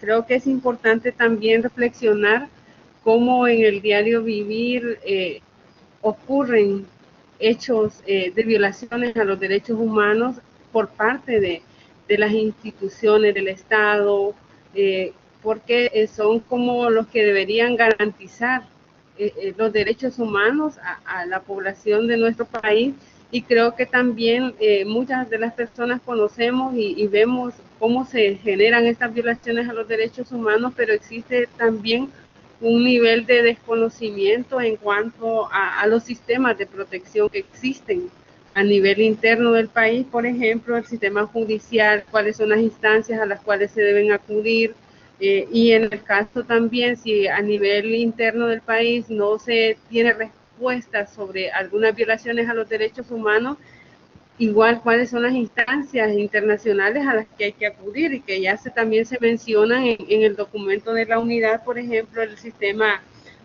internacionales, el sistema interamericano de justicia y muchos otros que pueden ayudar a solventar esta situación. Y ya hay hechos claros y contundentes, por ejemplo, en el hecho de la masacre del Mozote, que de hecho es del municipio donde yo vivo, ya hay sanciones al Estado, ya hay también recomendaciones al Estado sobre cómo reivindicar esos derechos, cómo también ayudar a las víctimas de estas graves violaciones a los derechos humanos que existieron durante el conflicto armado en nuestro país, pero que siguen existiendo en la actualidad, y ponía en tela de juicio también el tema del derecho humano, que para muchos quizás sea un poco interesante, pero es un derecho fundamental que lleva consigo otros derechos, como el tema del derecho a la salud, el derecho a la vida, y que ahorita está en tela de juicio en nuestro país. Muy bien, muchísimas gracias, licenciada, por su aporte, que es muy, muy valioso en realidad, por varias razones que usted ha mencionado ahí, y que de alguna manera nos reflejan, ¿no?, la necesidad que existe de dedicar un espacio, de darle el tratamiento que se merece, darle el valor que se merece a este tema de los derechos humanos, que tiene que ver precisamente con el respeto a la dignidad humana misma, con la protección de ciertos valores que son esenciales para que nosotros como personas podamos verdaderamente alcanzar un proyecto de vida digna. Al mismo tiempo, la pregunta y el planteamiento que usted hace me permite un poco profundizar y avanzar un poco más en la temática de este día, que tiene que ver con ya no el reconocimiento de los derechos humanos, sino cómo se da la protección de los mismos, o cómo al menos debería darse.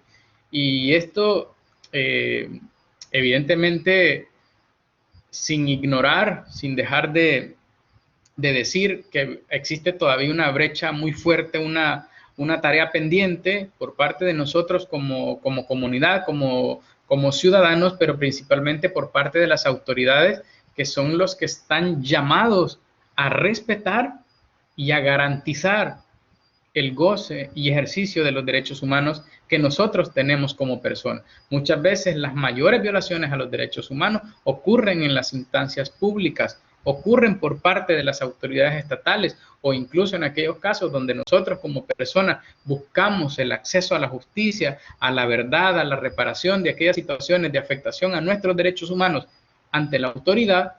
Entonces no recibimos una respuesta satisfactoria. Lo que recibimos es una retardación de justicia, a lo que nos enfrentamos es a una situación de impunidad que propicia la repetición crónica de estas graves violaciones a los derechos humanos. Y esa es la tarea pendiente. Y al mismo tiempo voy a hablar un poco, como usted lo mencionaba, acerca de cómo podemos llegar nosotros a utilizar estos sistemas internacionales de protección de los derechos humanos, que también pues no son una cuestión muy sencilla, pero me parece a mí que han sido sumamente importantes para que los estados vayan mejorando y vayan progresando en el cumplimiento de esas obligaciones que nacen a partir del reconocimiento de los derechos humanos. Acá, por ejemplo, hay un comentario también que dice que es complicado a veces porque, por ejemplo, en Estados Unidos, la obligación de usar la mascarilla para entrar a algún negocio es causa de mucho conflicto y también de debates. Sí, tiene totalmente la razón. En España, igual, en algunos otros países de Europa ocurre, a diferencia de lo que tal vez pasa en El Salvador, ¿no? Que de alguna manera tratamos de obedecer, tratamos de seguir esa medida de bioseguridad, de protegernos, ¿no? Para tratar de proteger a otros, ¿no? Por estas cuestiones de la pandemia por COVID-19, pero hay algunos otros que tienen una perspectiva diferente y dicen, mire, yo tengo derecho a la libertad, porque usted me va a obligar a que use una mascarilla. Bueno, ahí entonces viene el tema del contenido de los derechos humanos y los límites. Es decir, cuál es el alcance que tienen los derechos humanos y cuáles son los límites, porque no son absolutos también. Perfecto, entonces voy a tratar un poco de ir avanzando, ¿verdad? Y ustedes en la medida de lo posible, cuando consideren que hay algo importante que abordar, pues me detienen y me lo plantean. Así rápidamente, ¿no? Hay algunos autores que hablan de clasificaciones de los derechos humanos. Esta es una clasificación que solo tiene, digamos, efectos doctrinarios, ¿no? Una finalidad más académica. Y también explica un poco el componente político y la evolución de los derechos humanos. Esta clasificación de los derechos humanos en generaciones habla de 3 generaciones de los derechos humanos. Los derechos de primera generación, los derechos de segunda generación y los derechos de tercera generación. Los derechos de primera generación, cuando escuchen hablar de esto, se refiere a los derechos civiles y políticos, específicamente los derechos individuales. En el seno de la Organización de las Naciones Unidas, por ejemplo, se crearon 2 pactos, 2 tratados internacionales en materia de derechos humanos que reflejan esta división de los derechos humanos en bloques, pero que no es saludable para los derechos humanos mismos. Hay un tratado internacional que se llama el Pacto Internacional de los Derechos Civiles y Políticos, donde los derechos que se reconocen son predominantemente derechos de carácter individual, la vida, la integridad personal, la prohibición de la tortura, de tratos crueles, inhumanos y degradantes, el derecho a la libertad, la prohibición de la esclavitud, de la servidumbre y de los trabajos forzados, el derecho a la nacionalidad, el derecho a la propiedad, el derecho a la igualdad, etcétera, todas las libertades públicas, libertad de expresión, libertad de asociación, libertad de reunión, libertad de conciencia y religión, etcétera. Y luego en el otro bloque de derechos, los de segunda generación, ahí reconocen derechos más que todo de carácter colectivo. A estos derechos de segunda generación se les llama hoy por hoy los DESCA, que significa derechos económicos, sociales, culturales y ambientales. Y aquí encontramos, por ejemplo, el derecho a la salud, el derecho a la educación, el derecho al trabajo, los derechos sindicales, el derecho a la seguridad social, el derecho a una vivienda digna, el derecho a la alimentación, etcétera, ¿no? Y por último aparecen los llamados derechos de tercera generación, que vienen a ser aquellos derechos colectivos o derechos de los pueblos. Por ejemplo, el derecho a vivir en un medio ambiente sano, los derechos de los consumidores, el derecho a la paz, por ejemplo, y el derecho al desarrollo sostenible o a la autodeterminación de los pueblos también. Voy a tratar de avanzar un poco. Esto de las concepciones de los derechos humanos ya creo que un poco lo abordé.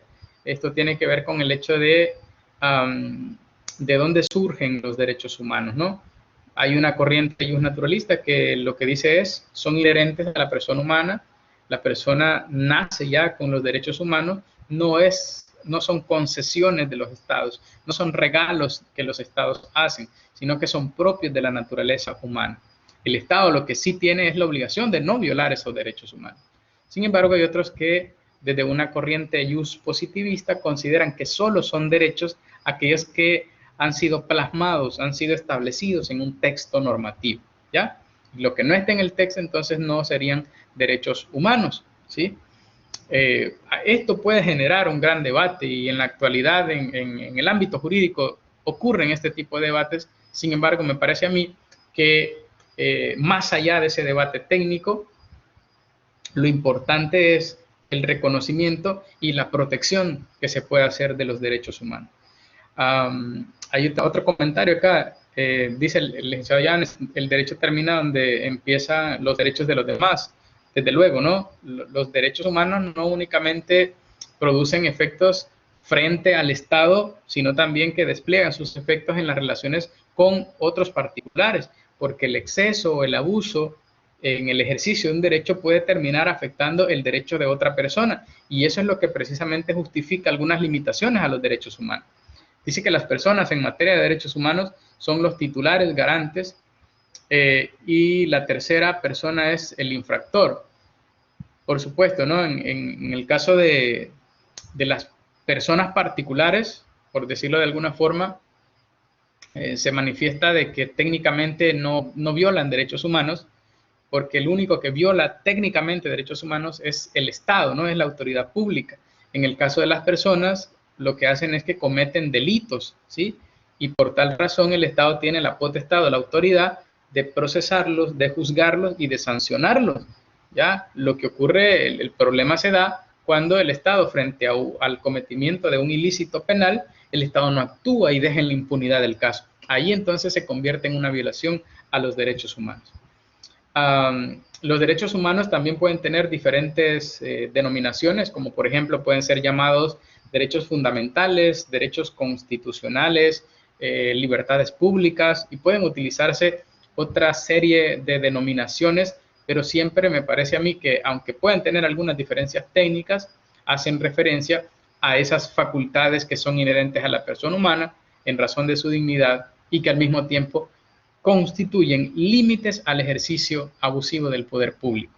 Los derechos humanos están en diversos instrumentos jurídicos, pero principalmente se encuentran recogidos en las constituciones de cada uno de los estados.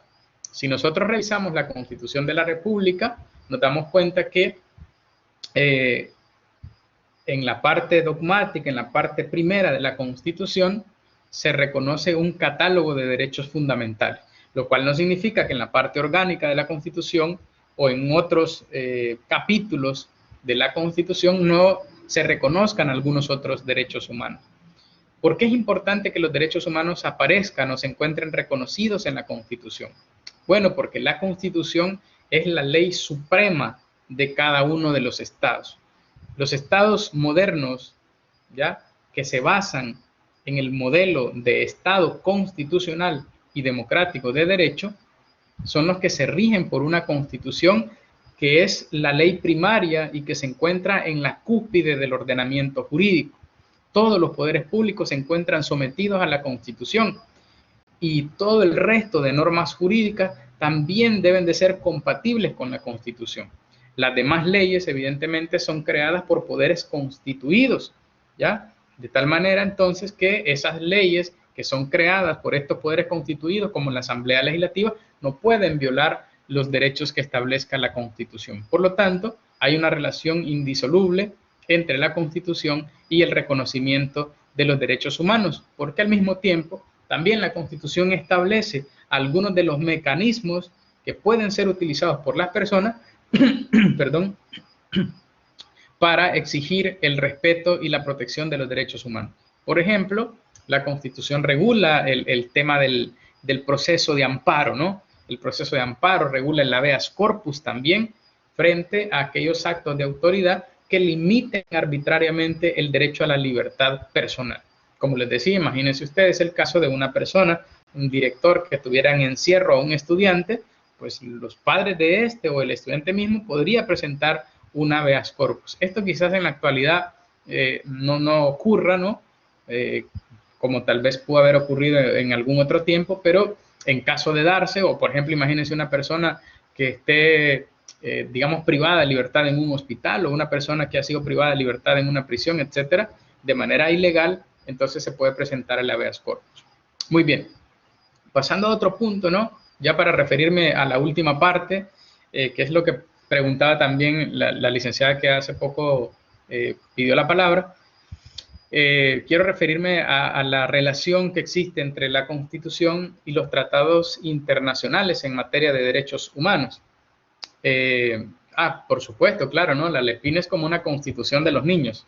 La LEPINA viene a ser como la constitución de los niños.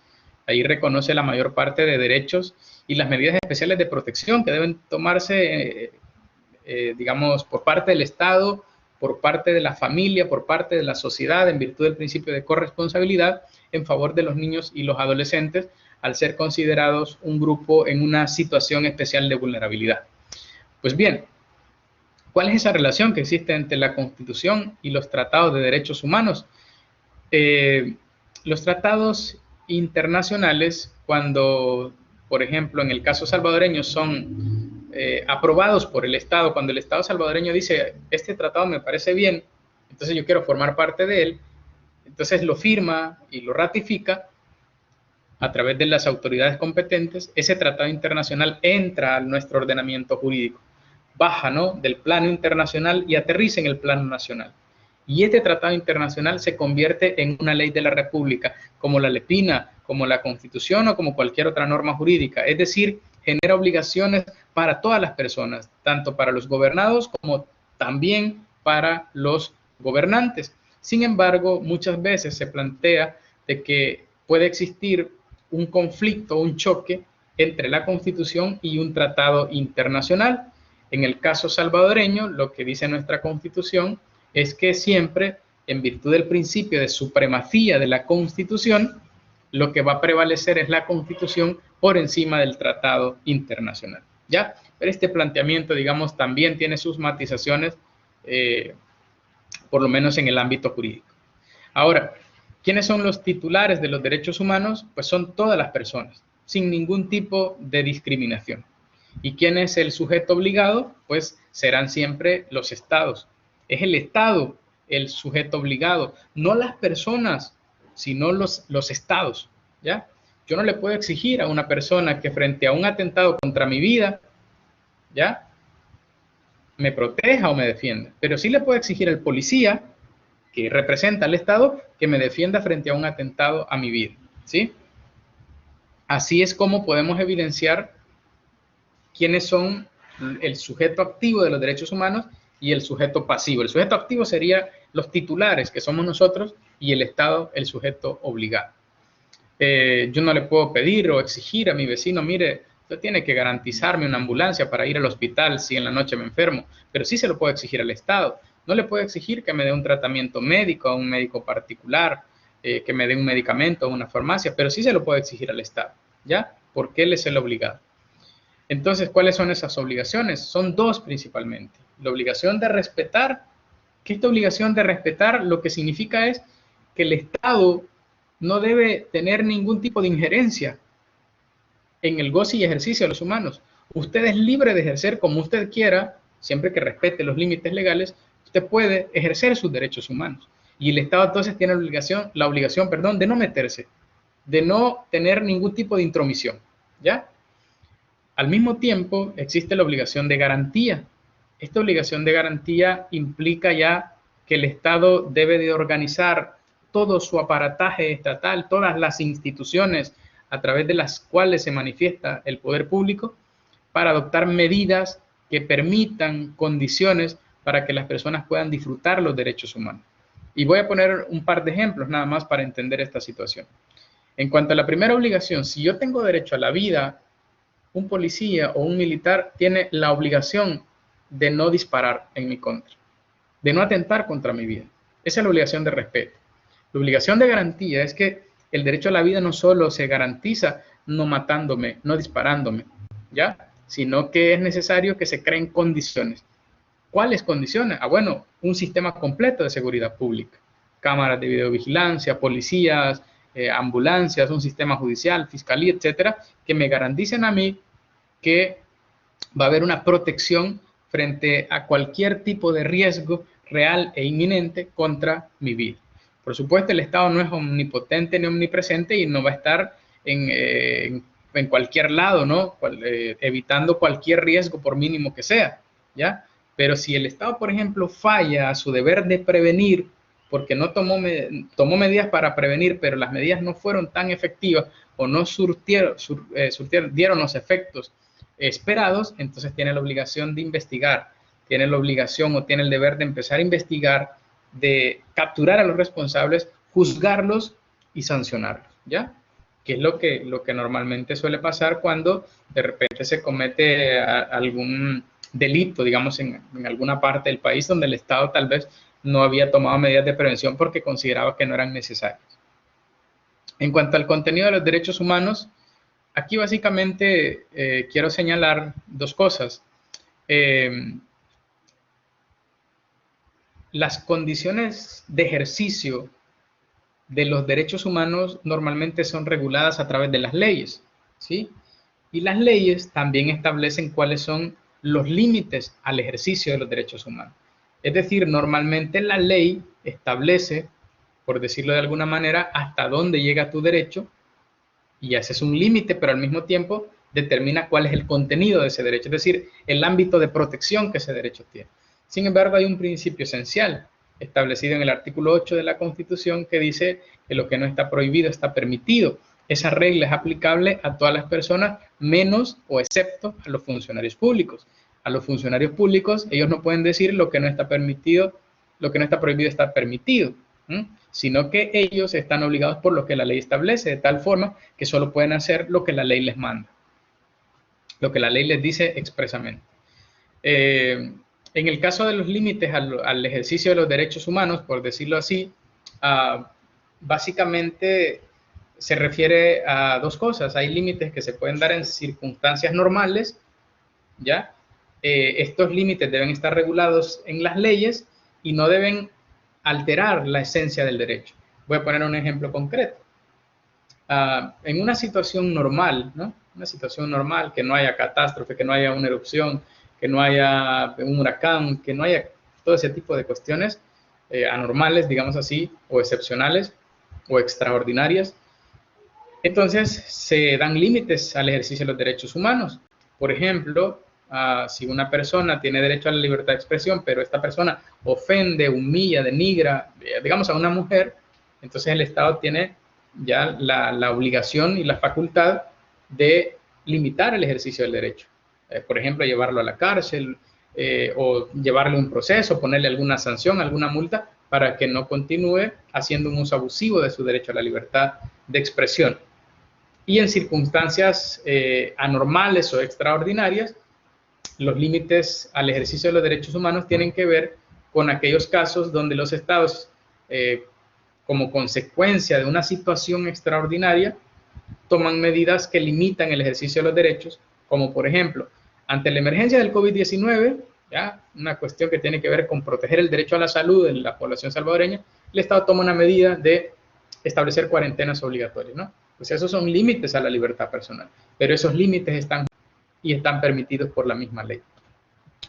Bien, hay dos cosas acá, dos cosas últimas que voy a señalar de manera muy puntual y luego pues ustedes les voy a pedir que pueden revisar las presentaciones con más detenimiento y también pueden revisar la parte escrita que se encuentra cargada en la plataforma. Una de las cosas que quiero mencionar finalmente es lo relativo al Sistema Nacional de Protección de los Derechos Humanos. El hecho de que al inicio yo haya mencionado que se crea organismos internacionales que velan por la protección de los derechos humanos, eso no significa que entonces el Estado abandona la tarea de protegerlos, ¿ya? No, el Estado mantiene firme la obligación de respetar y de garantizar los derechos humanos, la tarea de respetar y de garantizar los derechos humanos, ¿ya? Entonces, a partir de ahí, el Estado tiene la obligación de configurar o diseñar todo un aparato, un sistema de protección de derechos humanos a nivel nacional, de tal manera que frente a una violación a derechos humanos, el Estado es el primero que debe de reaccionar y tratar de reparar el daño causado. Este sistema nacional de protección de derechos humanos debe tener al menos 3 elementos. El primer elemento es que deben haber leyes o instrumentos jurídicos, ¿ya?, que regulen el ejercicio de los derechos humanos y los límites.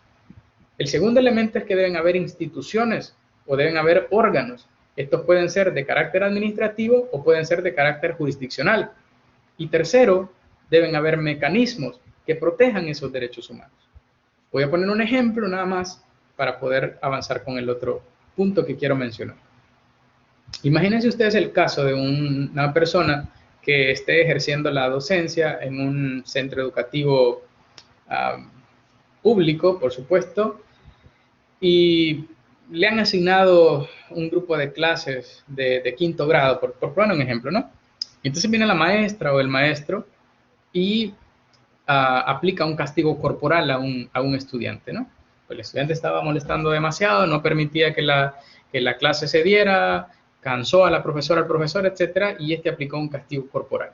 Muy bien, la LEPINA, la Constitución, por supuesto, también, y la ley de la carrera docente establecen, ya esos son, el primer elemento son esas leyes, establecen que los niños tienen derecho a no sufrir maltratos físicos.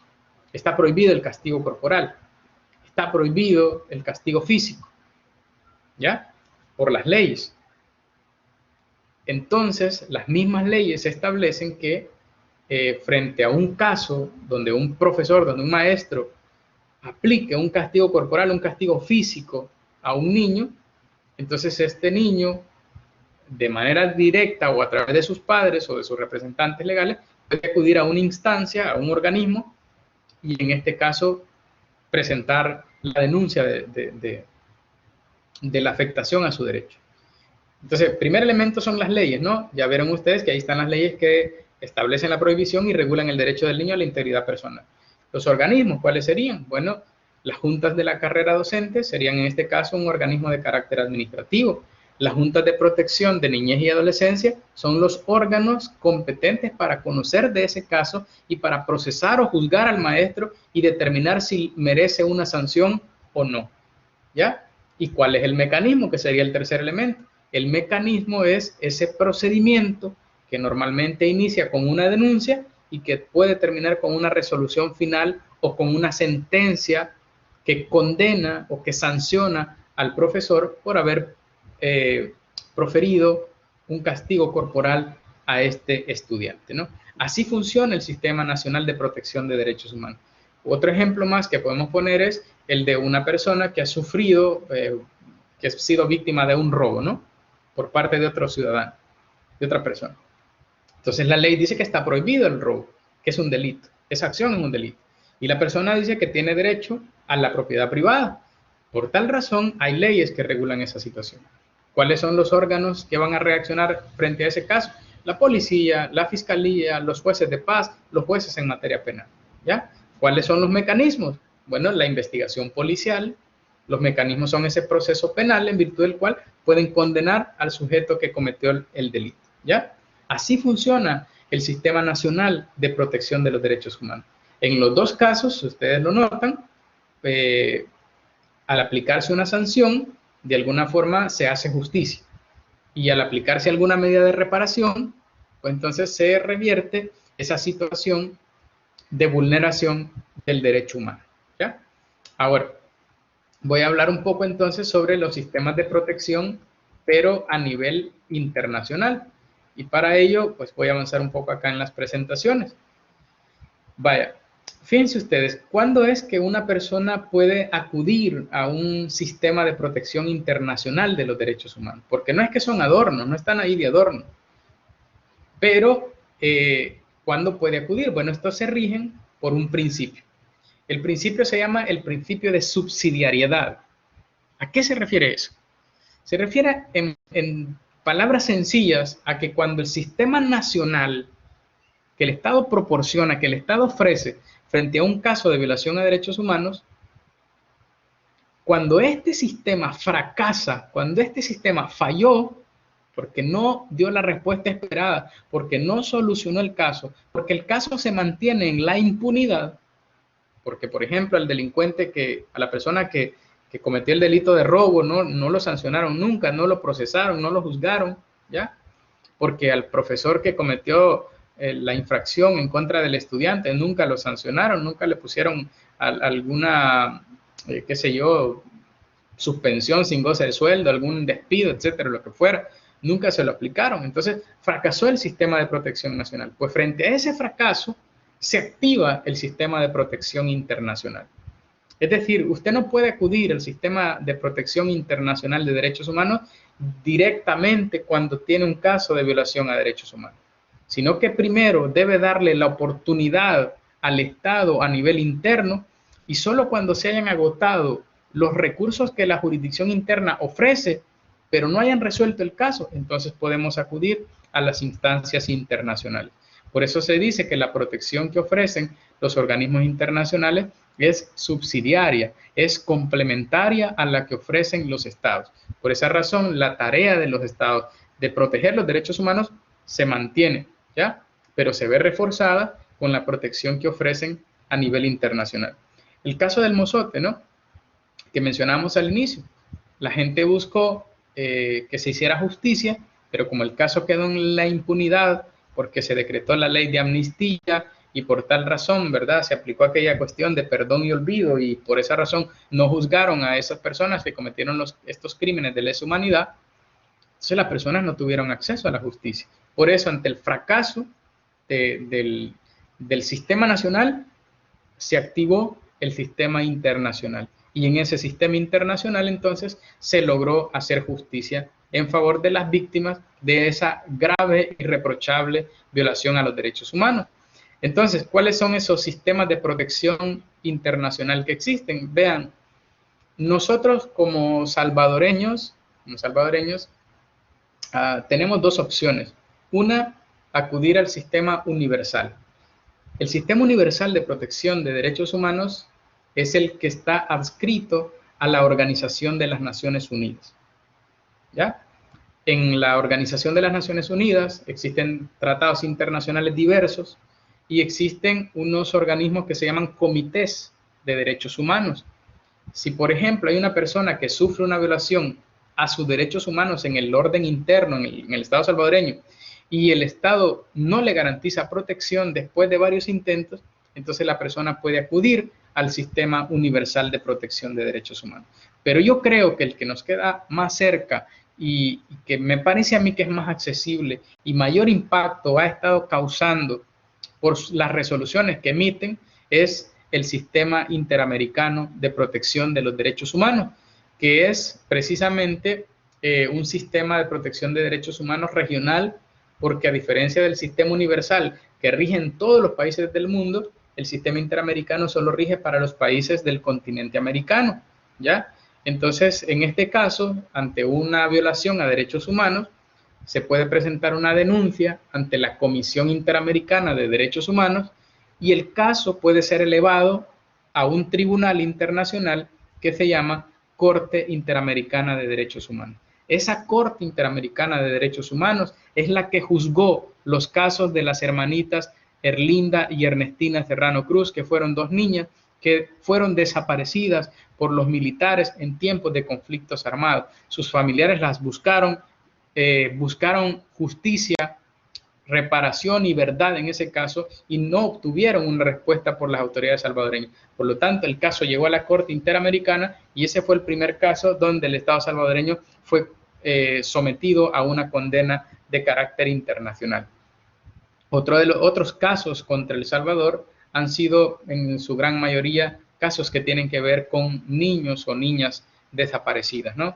Además del caso de las hermanitas Serrano Cruz, encontramos, por ejemplo, el caso Rochac Hernández y otros también contra El Salvador, encontramos el caso Herminia Contreras y otros contra el Estado salvadoreño, que son casos muy, muy tristes, y encontramos otros casos que tienen que ver con ejecuciones extrajudiciales, como el caso García Prieto y también el caso de la masacre del Mozote, entre otros casos que recientemente se han conocido, ¿ya? Y pues solo para efectos de conocimiento, Europa y África también tienen sus propios sistemas regionales de protección de derechos humanos. En Europa, si usted un día está allá y de repente hay una afectación a sus derechos humanos y el estado en el que se encuentra no le garantiza protección, usted puede acudir también al sistema europeo de protección de derechos humanos, y si se encuentra en África, en algún estado de África, pues al sistema africano de protección de los derechos humanos. Esa es, en términos generales, un resumen, una reseña sobre la teoría de los derechos humanos. Sé que, digamos, son aspectos bastante generales. Sobre esto pueden haber cursos completos, pero pues también la intención es que ustedes tengan ese panorama general, y a partir de ahí, de las dudas que puedan tener, de las consultas, de sus propios intereses, puedan tratar de ir profundizando en el tema. Y para eso, pues entonces me pongo a la orden de ustedes por si tienen alguna pregunta que sea sobre la temática que ha sido abordada, o también alguna pregunta que tenga que ver con la actividad evaluativa que corresponde a la unidad número 1, que valga decirlo en estos minutos últimos que nos quedan. Es de carácter individual y está diseñada para que ustedes puedan crear, ¿no? Un mapa conceptual, indaguen un poco sobre las características de los derechos humanos, y ustedes es como que preparen una clase, ¿no? Utilizando un mapa conceptual, pero una clase de manera virtual para que puedan explicar a los estudiantes. Ustedes van a elegir como, qué sé yo, un nivel académico. El licenciado Yanes puede decir, yo elijo darle la clase a unos niños de primer grado, ¿no? ¿Cómo voy a hacer? La licenciada Donatila puede decir, yo escojo a un grupo de profesionales para explicarles las características de los derechos humanos. Entonces, ¿cómo lo harían? ¿Cómo se las explicarían? ¿Qué metodología es la que ustedes van a utilizar? En eso consiste básicamente la actividad. Ustedes eligen el nivel académico al cual se van a dirigir y luego preparan, ¿no? En ese sentido, el mapa conceptual. Ese mapa va a tener ideas, va a tener también, pueden agregarle ejemplos concretos, así como los que ustedes me han puesto. También pueden ustedes mencionar, digamos, como algunas otras características que logren investigar. No hay ningún problema, ahí no hay un límite de características. Y también pueden poner algunas imágenes en ese mapa conceptual que ayuden a comprender mejor, ¿no? Cada una de las características de los derechos humanos. Así que quedo a la disposición de ustedes por si hay alguna pregunta o algún comentario al respecto. Muchísimas gracias.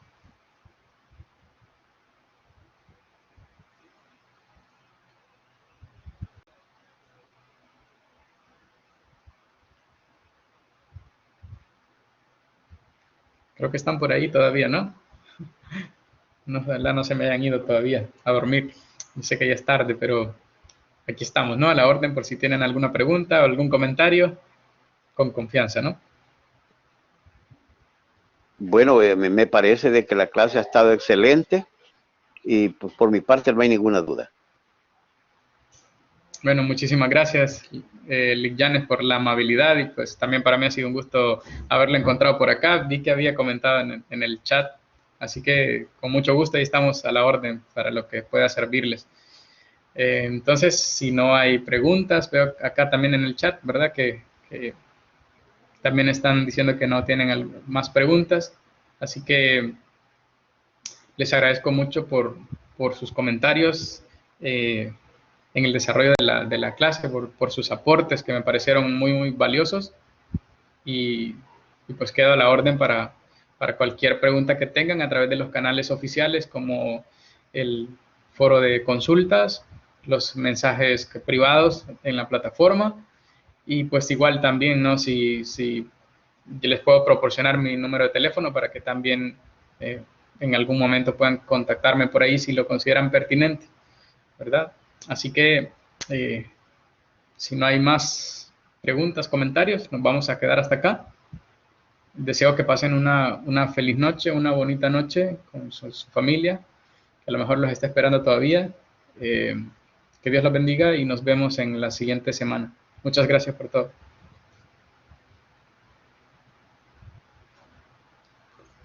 Buenas noches.